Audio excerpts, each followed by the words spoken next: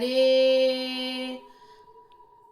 গা মা পা ধা নি সা।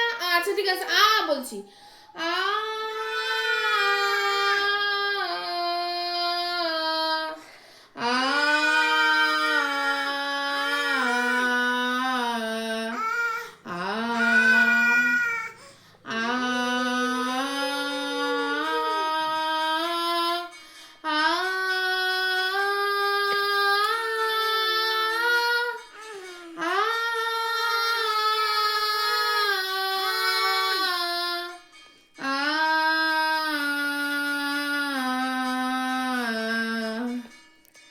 তো এই হচ্ছে, আমি যদি একদিন ওকে ভুল করেও কিছু শেখাই ও সেটাই করতে হবে।